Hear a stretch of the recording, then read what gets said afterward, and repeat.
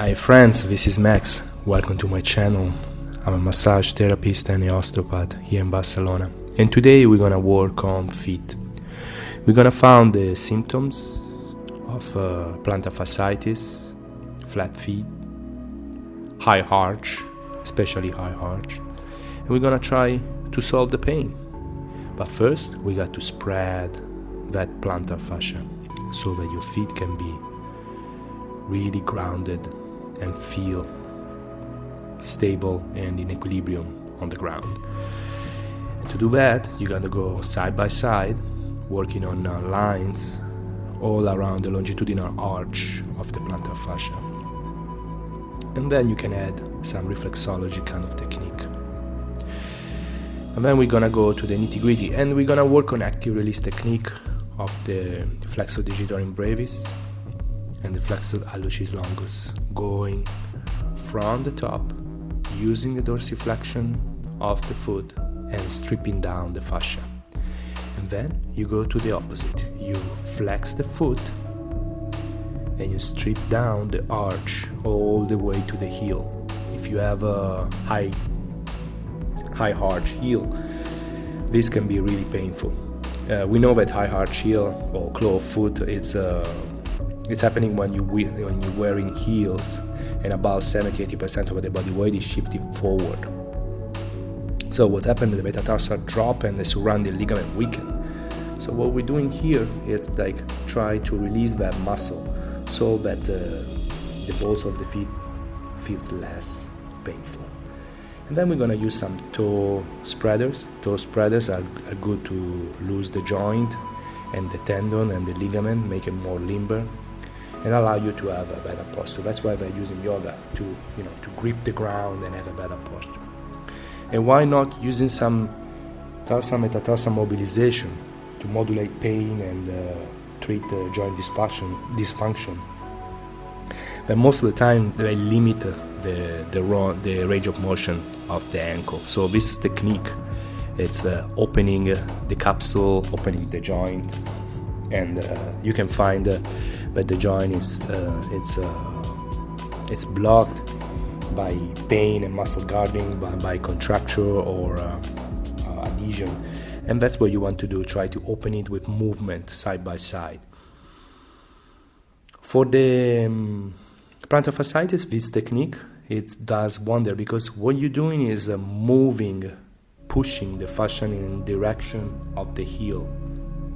You're pushing in different direction. You're pushing from the metatarsal all the way to the calcaneus with both arms, with both hands, and then you do the same thing from the Achilles tendons all the way down, trying to create space in that heel, trying to allow the fibrotic adhesion to disappear and have a better movement of the heel. As you can see, I'm using again the dorsiflexion and the flexion of the ankle to have an active release technique that help to gain movement and range of motion again in the ankle. Really great technique. I use it all the time. It can be really painful because it's really sensitive, that part. And then I move on the top. Moving on the top on the extensor digitorum longus tendon, extensor hallucis longus tendon. These are part of the feet that sometimes can develop some kind of tendinitis, and due to the foot rubbing against the tight shoes or activity like running or uneven when you run on uneven surfaces, on heels. But the real cause of this is the tightness on the calf. So when you have this kind of problem on top of the foot, is because your calf are tight, and what you got to do is just try to release the calf, have a friction massage on top of the tendon and the extensor to avoid tendinitis.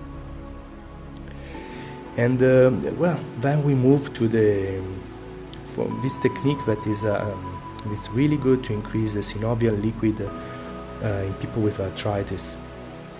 It's nothing special. You try just to move Again, I think movement is really medicine. So when you have something stuck, you try to move it around, try to regain that range of motion. And even for the distal phalanges is important that this range of motion is restored.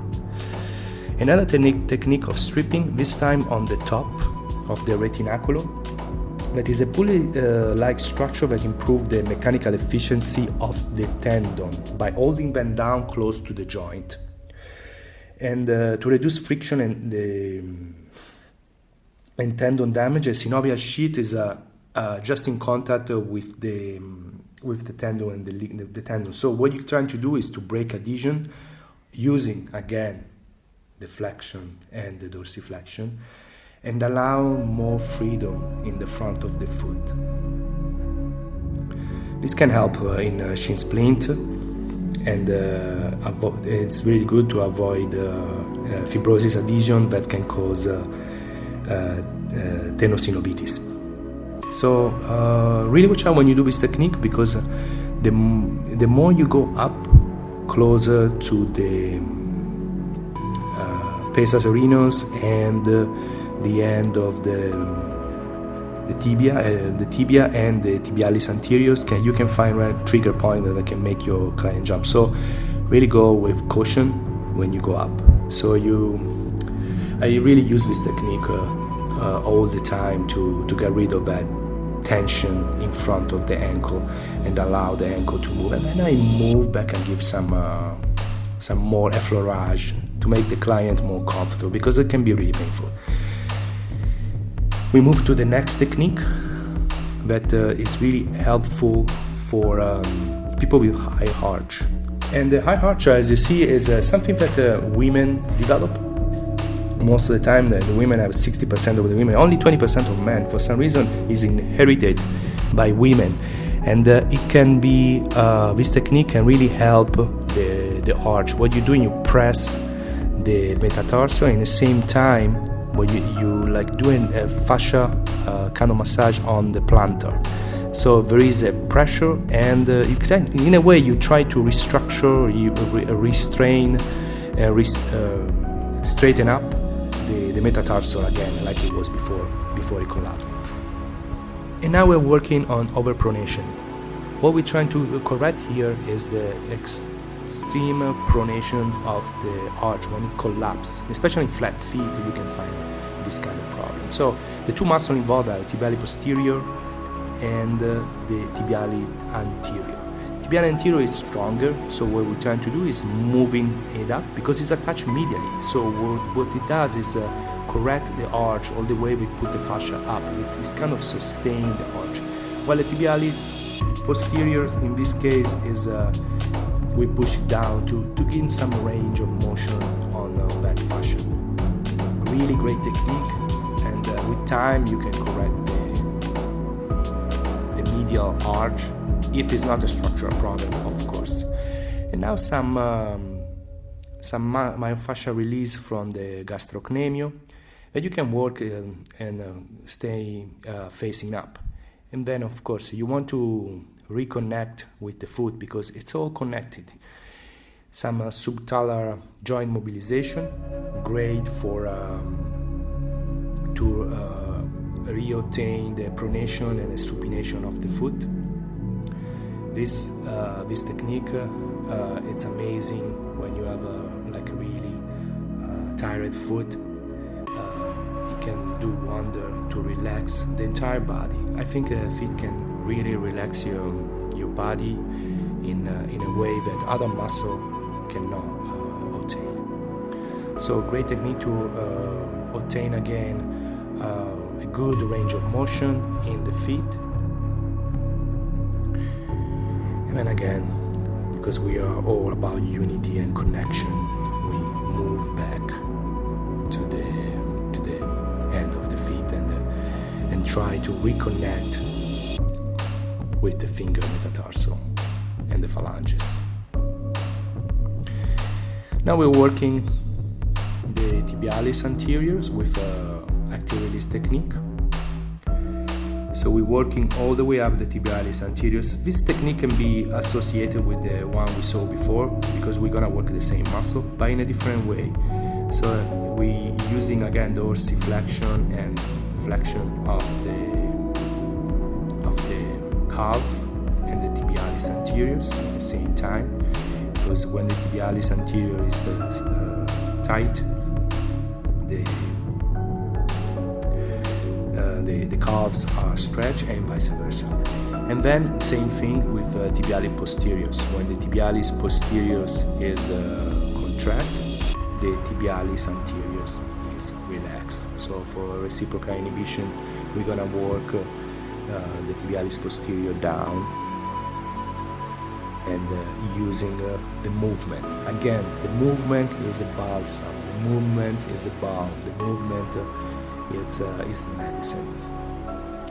And now some gastrocnemial and solo technique. This technique I learned in Thai massage. It's amazing. It can be used when you do sport massages. Allow you to really grab all the calf from medially to lateral, to medially, and then working on the gastrocnemium. It can be really painful. A lot of trigger points are hidden behind the leg. So pay attention to the face of your client if you don't want to hurt him. And again, you can see how easy it is to get the whole package of the calves.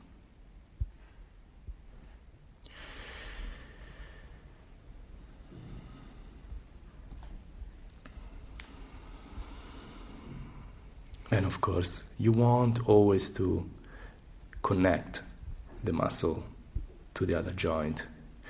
And now I'm going some mulligan technique for the subtalar.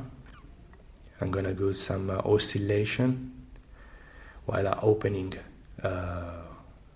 anterior to posterior the talus. So as you see, these techniques are made to free the feet, to create some grounding, to spread the toes, to get rid of that adhesion around the feet, around the ankle, and all the way up to the gastrocnemius and the calves. Why? Because we want to think about the feet as a connection with the knee, with the hips. If you have, for example, a tight ankle, that can influence your knee, and it can even influence your back. So liberate, make space, increase the range of motion is the solution to have healthy feet, healthy knee, and never have a problem of back pain. If you like this channel, if you like this video, subscribe. See you soon. Thank you.